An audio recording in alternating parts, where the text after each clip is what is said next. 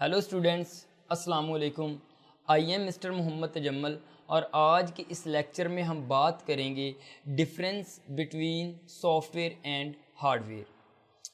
पहले हम सॉफ्टवेयर के बारे में डिस्कस करते हैं। जो सॉफ्टवेयर होता है यह सेट ऑफ इंस्ट्रक्शंस होती हैं और पीस ऑफ कोड होता है विच इज़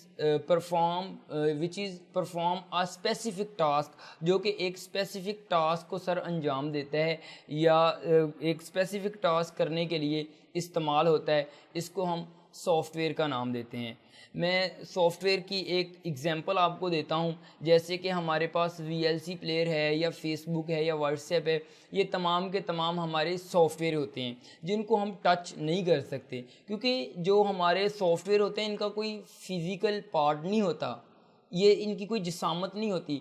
ये इंस्ट्रक्शंस होती हैं, एक पीस ऑफ कोड्स होते हैं जो कि अकॉर्डिंग टू इंस्ट्रक्शन ये काम करते हैं। जिस तरह की इंस्ट्रक्शन इनके बैकएंड पे कोड की होती है, लिखी होती है, उसके अकॉर्डिंग ये वर्क करते हैं। फॉर एग्ज़ाम्पल जैसे कि व्हाट्सएप है, इसके बैक पे या ये कम्युनिकेशन के लिए इस्तेमाल होती है। इस पर हम कोई कैलकुलेशन तो नहीं कर सकते, कोई साइन कॉज या इस तरह की कोई कैलकुलेशन तो नहीं कर सकेंगे ना।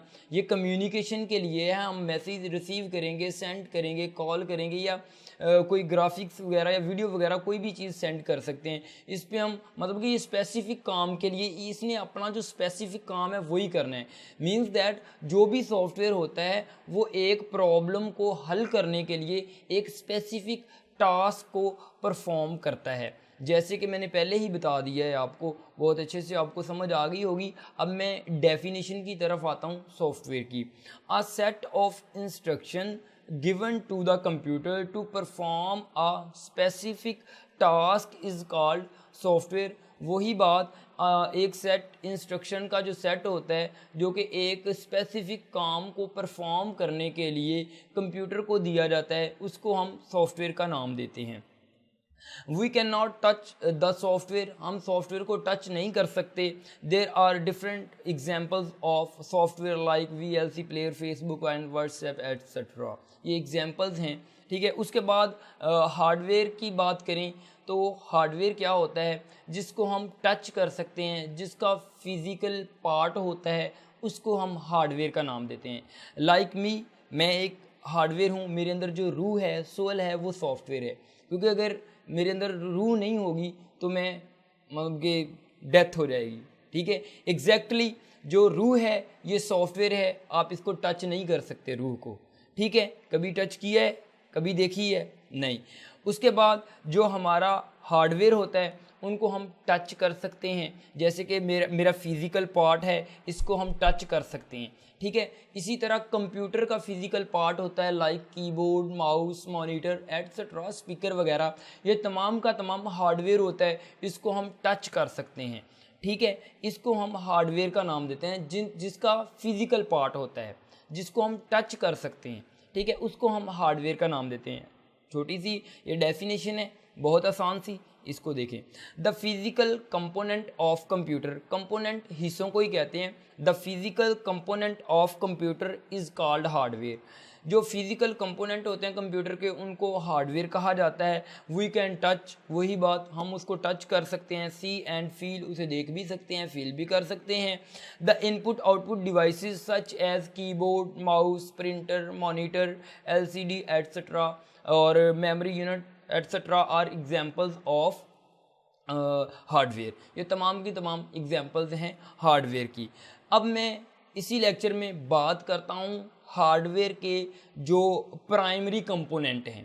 कंपोनेंट हिस्सों को कहते हैं या अज़ा आप कह सकते हैं, जैसे कि मेरे कंपोनेंट हैं लिप, चीक और आइज़ वगैरह वगैरह, ये मेरे कंपोनेंट हैं। इसीलिए इसी तरह कंप्यूटर के भी कंपोनेंट होते हैं। जो प्राइमरी कंपोनेंट होते हैं, नेसेसरी कंपोनेंट होते हैं कंप्यूटर के, उनके बारे में मैं आपको बताता हूँ। हमारे पास 5 प्राइमरी कंपोनेंट हैं जो हार्डवेयर के होते हैं। Input devices, memory unit, processor, output devices, secondary storage device. अब वन बाय वन इसको मैं एक्सप्लेन करता हूँ।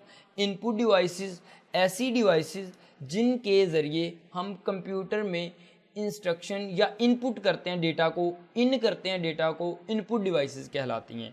फॉर एग्जांपल हमने हेलो मिस्टर लिखना है तो हम कीबोर्ड के ज़रिए लिखेंगे, ठीक है। कीबोर्ड के ज़रिए हम टेक्स्ट कंप्यूटर में लिख रहे हैं, इसका मतलब जो हमारा कीबोर्ड है ये एक इनपुट डिवाइस है जो कि टेक्सचुअल डेटा को कंप्यूटर में इंटर करने के लिए इस्तेमाल होता है। टेक्सचुअल डेटा ऐसा डेटा होता है जो टेक्स्ट पे कंसिस्ट होता है, जो टेक्स्ट टाइप होता है उसको टेक्सचुअल डेटा कहते हैं। मींस दैट इनपुट डिवाइस में जो हमारी बहुत अच्छी एग्जांपल है वो कीबोर्ड है, ठीक है। उसके बाद माउस भी है, माउस भी एक इनपुट डिवाइस है, ये भी इनपुट देने के लिए कंप्यूटर को इस्तेमाल होती है। छोटी सी डेफिनेशन की तरफ आते हैं। The device which is use to input data in to computer is called input device like keyboard, mouse etcetera are examples of input device.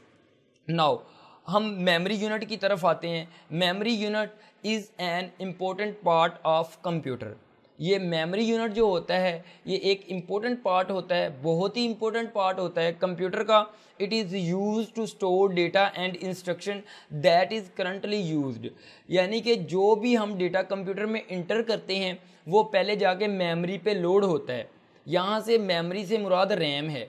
For example हम कोई भी चीज़ जो है उसको हम चलाने की कोशिश करते हैं या रन करते हैं तो सबसे पहले उसने रैम पे जाके लोड होना होता है। रैम से फिर फर्दर वो सीपीयू के पास जाती है, मींस दैट प्रोसेसर के पास जाती है। वहाँ पे उस डेटे के ऊपर प्रोसेस होता है, प्रोसेसर उस पर प्रोसेस करता है, अमल करता है। उसके बाद जब प्रोसेस हो जाता है तो हमें एक आउटपुट रिटर्न में मिलती है जिसको हम इंफॉर्मेशन भी कहते हैं।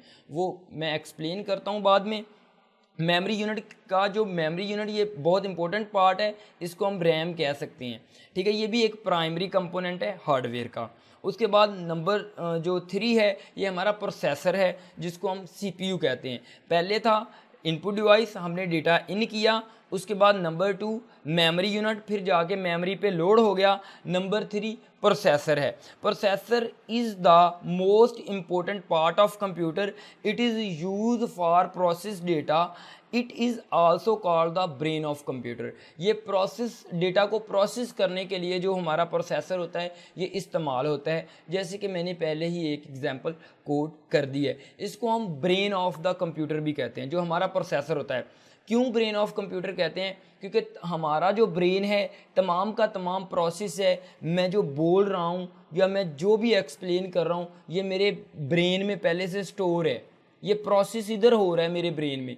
इसी तरह कोई भी डेटा जो हम इन करते हैं कंप्यूटर के अंदर वो प्रोसेस होता है जाके प्रोसेसर के ऊपर, इसलिए उसको कंप्यूटर के दिमाग का नाम दिया जाता है। प्रोसेस करने के बाद एक रिटर्न में वो आउटपुट देता है, ठीक है। तो नेक्स्ट जो हमारी डिवाइसेस है नंबर 4 पे, वो आउटपुट डिवाइसेस ही हैं। वो जब प्रोसेस डेटा हो जाता है प्रोसेसर से तो वो आउटपुट की फॉर्म में हमें आता है। जो डिवाइसेस उस आउटपुट को दिखाने के लिए हमारी हेल्प करती हैं उनको हम आउटपुट डिवाइसेस का नाम देते हैं। छोटी सी आप डेफिनेशन की तरफ आएँ, आपको बहुत अच्छे से समझ आ जाएगी। The processed data, the processed जिस पे अमल हो चुका हो, the processed data is also known as output. जिस डेटा पे अमल हो चुका हो या जो डेटा प्रोसेस हो चुका हो उसको हम आउटपुट का नाम देते हैं। The devices which is use to get output from the computer, which is used to get output from the computer is called output devices। In devices को हम आउटपुट डिवाइसेस कहते हैं। जैसे कि हमारी LCD है या मॉनिटर है, ये डेटा आउट हमें करने के लिए, आउटपुट हमें दिखाने के लिए काम करती है। जैसे स्पीकर है, उससे भी डेटा आवाज़ जो बाहर आ रही होती है, आउट हो रही होती है, उसको भी हम आउटपुट डिवाइस का नाम देते हैं। एट द एंड जो सेकेंडरी स्टोरेज है ये एक परमानेंट स्टोरेज है, ये भी एक हार्डवेयर का कंपोनेंट है। The device which is used to store data for permanent is called secondary storage। ऐसा पार्ट, ऐसी डिवाइस जो डेटा को परमानेंट के लिए स्टोर करने के लिए इस्तेमाल होती है उसको हम सेकेंडरी स्टोरेज का नाम देते हैं। Like USB, SD card, hard disk etcetera.